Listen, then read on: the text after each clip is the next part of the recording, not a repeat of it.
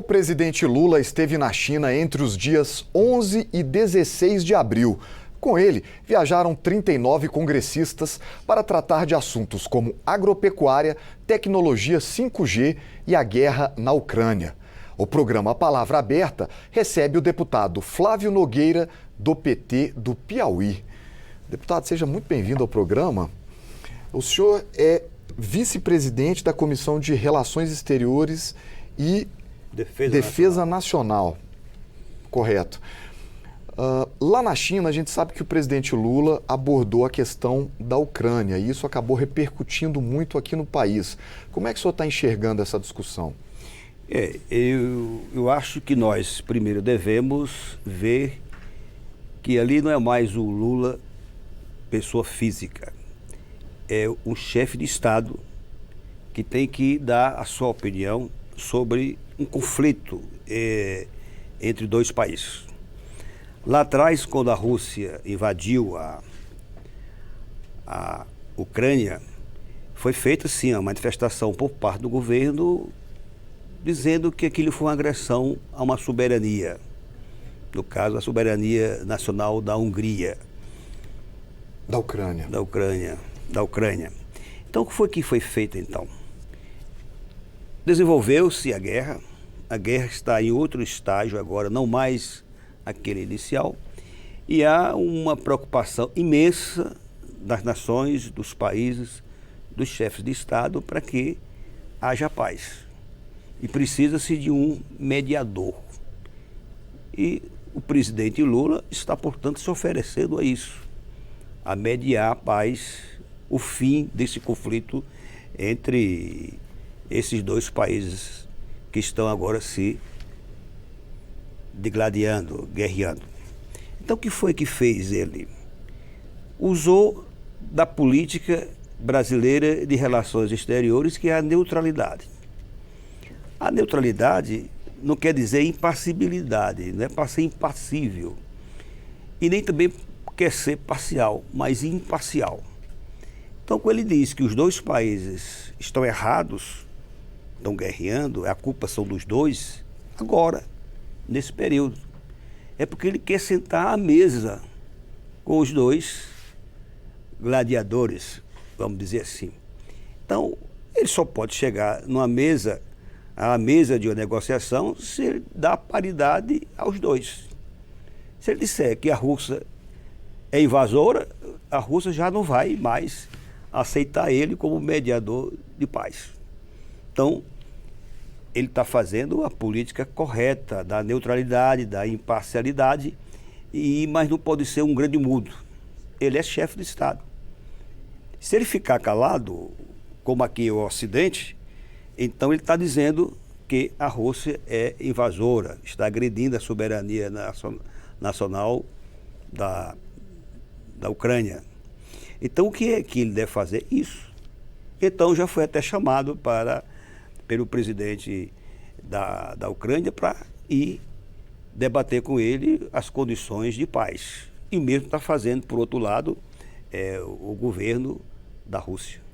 Então, foi correta a declaração dele.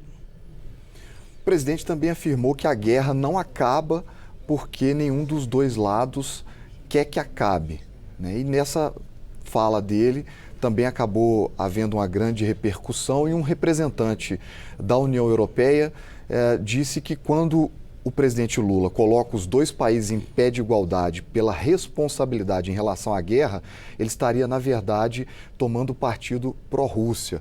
O senhor compartilha dessa opinião? Qual a posição do governo? Não, mas é isso que eu falei. Ele não pode estar agora apontando quem é o responsável maior pelo atual momento da guerra. Os dois. O invasor, aqui já é para o deputado federal, e para o que foi invadido. Então, um ataca e outro se defende. Então, na verdade, os dois são responsáveis por esse estágio de guerra. Então, o que ele faz? Ele quer mediar e até convidou outros países para formar um grupo de 20 países para serem responsáveis pela essa mediação. Dá um fim a essa guerra que não tem mais sentido. Então, ele, neste caso aí, porque nós estamos no Ocidente, O Ocidente absorve muito a narrativa, a retórica dos Estados Unidos, porque a União Europeia também. Tudo que esses países da União Europeia e os Estados Unidos falam, nós absorvemos, às vezes até sem notar que estamos aderindo a essa retórica, que por outro lado, lá no outro lado do mundo, não é assim. Então, como nós queremos ser mediadores, vamos nesse momento botar a culpa dos dois, para começar o debate da paz que deve ser conseguida o mais breve possível. Como é que está essa discussão na Comissão de Relações Exteriores? Pois é, nós estamos tratando disso. É bom até que o ministro das Relações Exteriores seja convocado ou convidado para participar, para ver qual é a posição do Brasil mesmo, o que o Brasil pensa disso, quais são as ações que podem daí vir de fato a paz tão sonhada por todos que querem ver o mundo sem foco de guerra, que ali é um foco isolado, embora esteja o Oriente Médio, que sempre está aqui e acolá, fazendo as suas guerrinhas à parte, mas é isso que nós vamos debater.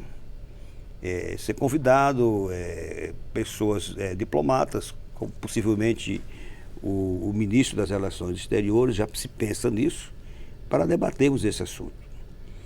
Uma das questões que foi tratada também lá na China é a questão dos BRICS, né? Formado por Brasil, Rússia, Índia, África do Sul e China. 5 países aí chamados países em desenvolvimento.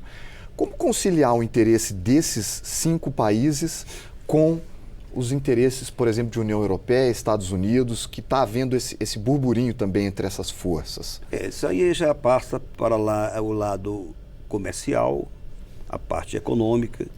São países, como você disse, emergentes, que se reúnem ali para se defender em relação à disputa do mercado com outros países maiores, né, com os países que têm potência econômica superior a esses, embora a China já seja a segunda potência mundial. Então veja, né, quando o presidente Lula falou que por que se faz um contrato só com um contrato comercial, que a moeda vigente será o dólar, por que isso? Você vê, ele tem razão. Nós tivemos a dívida externa, e essa dívida externa do Brasil era uma dívida feita pelo contrato do dólar. Ora, se o dólar subia ou descia, isso era oscilante e prejudicial para a balança comercial brasileira. Foi o que ele fez, pagou toda a dívida externa, somente agora hoje nós temos a dívida interna, os credores são nacionais e a moeda é o real. Então eu acho correto. Por que nós temos que fazer um contrato de nível internacional, um acordo comercial baseado no dólar? A nossa moeda é o real. E isso que eles querem fazer lá, cada país com o BRICS. Ou então fazer uma moeda do BRICS. Nessa viagem também houve uma visita da comitiva até a fábrica da Huawei. O senhor falou da questão Sim. das moedas aí, de repente ter uma moeda para negociar de forma sem ter tanta dependência do dólar. E essa viagem à Huawei ela é simbólica porque o Brasil está entrando nesse processo de implantação do 5G. Há essa disputa aí entre Estados Unidos e China. E ali foi dado algum tipo de recado? Não, a não ser da independência que tem o Brasil e deve ter. O Brasil é um país soberano que pode estar dialogando com qualquer, tanto diálogo e troca de ideias, como também ter um diálogo comercial com qualquer outro país. Então não tem que se prender a país tal ou a potência X em detrimento de outros, que aí é ruim para o país. O Brasil quer ser cobiçado e por isso tem que ter assim, um presidente como o Lula que fala. E mesmo assim, ele tem as suas falações, pode até que seja interpretada de um jeito ou do outro, mas ele não deixa de ser protagonista internacional, né? É por isso que todo país tem o seu corpo diplomático. o presidente, o chefe de Estado fala e o corpo diplomático trata, portanto, de estar aí aparando algumas divergências, algumas arestas. Nosso programa tem duração de 10 minutos, estamos chegando ao fim. Eu quero agradecer ao senhor pela participação no programa. Eu é que agradeço. Sempre sou aqui grato pelos convites que vocês fazem a mim para estar aqui, e o meu povo lá do Piauí gosta disso. Até uma próxima oportunidade, então. Até logo. E se você quiser rever ou compartilhar esta entrevista, basta acessar o site da Câmara dos Deputados ou o canal da Câmara no YouTube. Muito obrigado pela sua audiência e até a próxima.